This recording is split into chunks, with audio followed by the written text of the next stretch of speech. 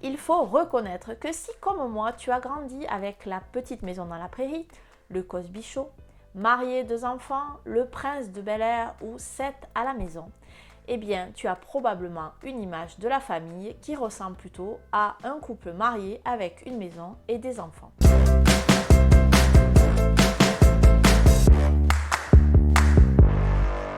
Tu te dis que l'éducation positive, ça va un moment, que t'en as plein le dos d'en entendre parler. Ça peut être ailleurs que le dos? Tu trouves ça peut-être culpabilisant ou bien trop éloigné de ce que tu as connu quand tu étais enfant. Moi, je trouve que c'est un peu gna-gna. Alors, je te souhaite la bienvenue dans cette nouvelle vidéo dans laquelle je vais te parler de 3 fausses idées qu'on peut avoir sur l'éducation positive, bienveillante, consciente ou peu importe comment tu as envie de l'appeler. D'abord, je me présente, je m'appelle Tilda Cassan, je suis spécialiste de la relation parent-enfant et dans cette vidéo, je m'adresse à tous les parents qui cogitent et qui se posent 1000 questions. Je te propose des outils et des réflexions pour comprendre un peu plus chaque jour la complexité des relations entre nous les parents et nos enfants. Si le sujet t'intéresse, je te propose de t'abonner tout de suite en cliquant sur la petite cloche pour être sûr de ne rien louper. Première fausse idée sur l'éducation dite positive. Cette première idée reçue, c'est que les parents qui sont bienveillants sont des parents laxistes. Alors peut-être que tu te dis qu'être bienveillant ou être dans l'éducation positive, c'est dire oui à son enfant tout le temps, quoi qu'il arrive. Peut-être que tu penses que c'est lui laisser beaucoup trop de liberté, que c'est lui qui décide de tout, que si par exemple il veut un bonbon, je vais lui dire que ce n'est pas bon pour lui parce que c'est une chose mauvaise pour sa santé. Et par contre, s'il insiste, je vais dire ok parce que je suis à l'écoute de ses besoins. Je te propose de partir d'un exemple concret pour comprendre la différence entre le laxisme et la bienveillance. Imagine une situation dans laquelle ton enfant est en train de jouer de la guitare électrique dans sa chambre alors que toi tu es en télétravail dans la pièce juste à côté. Si tu es un parent laxiste, tu vas peut-être aller lui demander de baisser le son de son ampli. Il va probablement te dire non et toi tu le laisseras faire, tu baisseras les bras. Dans ce cas-là, l'enfant va gagner et toi, tu vas perdre. Ça, c'est être un parent laxiste parce que tu vas lâcher l'affaire. Si tu es plutôt en mode éducation positive, tu vas aller lui dire que la musique pour toi est trop forte parce qu'elle t'empêche de travailler. Je peux t'assurer que si tu pratiques l'éducation positive depuis un long moment, il y a 99,9% de chances que la façon dont tu vas lui dire fasse qu'il va baisser son ampli tout de suite. Mais s'il est énervé, il va peut-être t'envoyer balader pour rester poli. Là où l'éducation laxiste te ferait tourner les talons et abandonner, l'éducation positive va te pousser à reconnaître que toi, tu as un problème, mais que lui aussi en a probablement un. L'idée, c'est que comme tu vois qu'il est énervé et qu'il te répond de manière agacée, tu vas reconnaître que lui aussi il a un problème et tu vas en tenir compte. Dans l'éducation positive, on ne va pas baisser les bras, on ne va pas laisser l'enfant faire tout ce qu'il veut. Par contre, on va s'engager à répondre aussi aux besoins de l'autre et à trouver des solutions qui correspondent à tout le monde et qui soient OK pour chacun. Ça peut être tout à fait de baisser l'ampli ou alors que le parent change de pièce pour faire sa visio ou alors de mettre un casque anti-bruit. Ça peut être tout et n'importe quoi. Du moment où chacun est prêt à coopérer pour trouver une solution qui soit OK pour tout le monde, eh bien, tout se passe bien. Sinon, on peut exploser la guitare sur le sol pour être rock'n'roll. Dans l'éducation positive, il n'y a pas de gagnant, il n'y a pas de perdant. On est juste conscient que chacun a des problèmes, que chacun a des besoins à satisfaire et on fait en sorte de tous les satisfaire. Deuxième idée reçue sur l'éducation positive. On doit être un parent parfait. Quand on n'a pas encore d'enfant, on s'imagine une vie de famille épanouie et géniale. Et cette vie de famille, elle a été construite avec nos représentations. Ces représentations, c'est l'éducation qu'on a eue, c'est la culture dans laquelle on a grandi, c'est les publicités à la télé, c'est les magazines, c'est les films, le cinéma, etc. Tout ça a construit une image de la famille qu'on voudrait avoir. Il faut reconnaître que si, comme moi, tu as grandi avec La Petite Maison dans la Prairie, Le Cosby Show, Marié, 2 enfants, Le Prince de Bel-Air ou 7 à la maison, eh bien, tu as probablement une image de la famille qui ressemble plutôt à un couple marié avec une maison et des enfants. Dans la réalité, la vie avec des enfants, ça ne ressemble pas du tout à une pub Kinder. Moi perso, quand j'ouvre mon frigo, j'ai jamais 4 Kinder Pingui bien rangés sur une étagère nickel.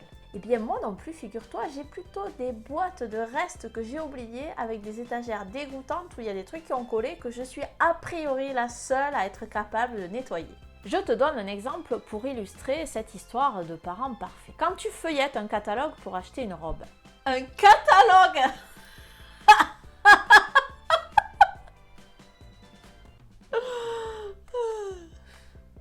Catalogue. Quand tu scrolles sur internet pour t'acheter une robe, tu vas voir une robe posée sur un mannequin. Tu vas te faire une image de toi dans cette robe. Et le jour où tu vas enfin la recevoir, que tu vas l'essayer, alors tu peux être ravi, tu peux trouver qu'elle te va très bien, tu peux trouver qu'elle ne te va pas. En tout cas, il y a énormément de chances qu'elle ne colle pas exactement à l'image que tu t'en étais faite.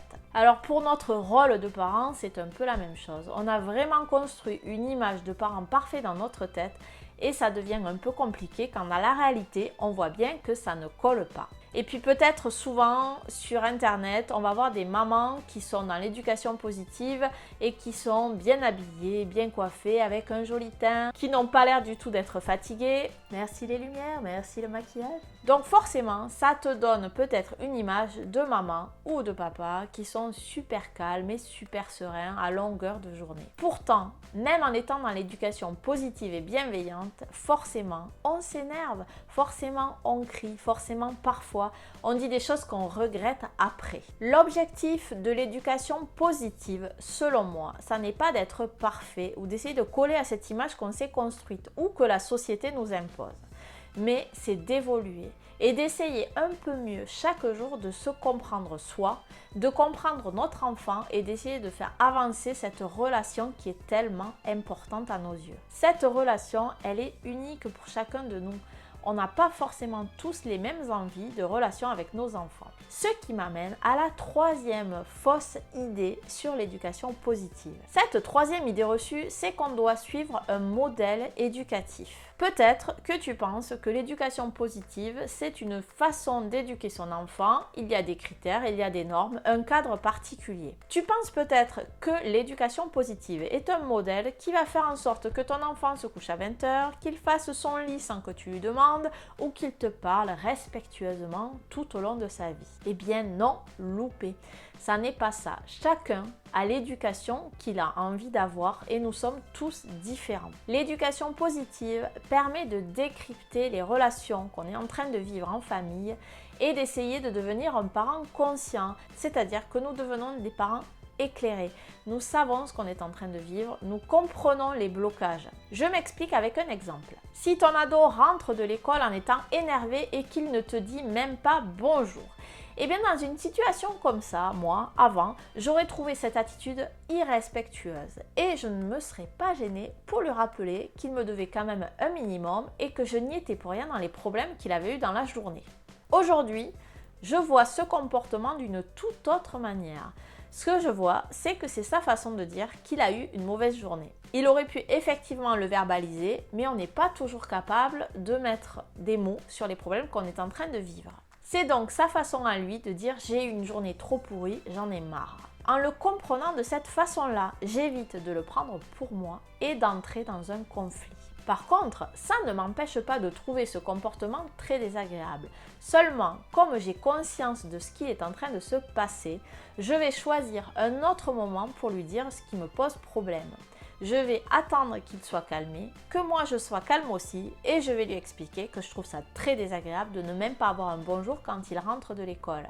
Mais parce que je lui ai dit à un moment où il était capable de l'entendre, eh bien j'ai beaucoup plus de chances que mes mots aient un impact. Et si son attitude m'exaspère vraiment et que je n'arrive pas à me taire et à reporter le moment où je vais lui dire, eh bien je vais lui dire d'une certaine façon, sans le juger.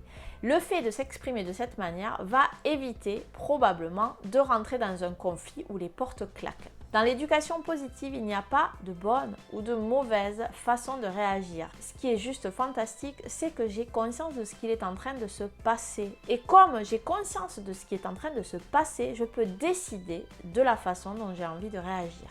En résumé, l'éducation positive, bienveillante, consciente ou quel que soit le nom que tu lui donnes, c'est le respect des besoins de chacun avant tout. On va établir un cadre qui est respectueux de chacun. On n'est pas du tout obligé de coller à une image qu'on s'est construite ou que la société nous impose. Et surtout, ça n'est pas un modèle particulier qui force les parents à agir tous de la même façon. Et justement, l'éducation positive te permet d'avoir des clés pour être véritablement le parent que tu as envie d'être, avec l'éducation que tu as envie de donner. Nous sommes tous des parents différents, nous n'avons pas tous la même vision de la parentalité et c'est parfait comme ça.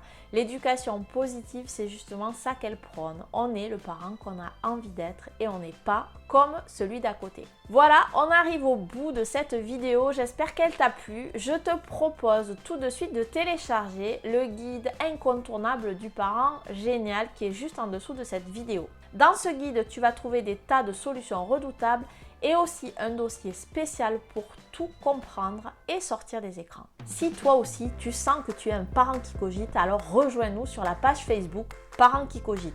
Et surtout, si tu as aimé cette vidéo, like, commente et partage. Ça m'aide énormément à faire connaître ma chaîne et ça peut aussi beaucoup aider des parents.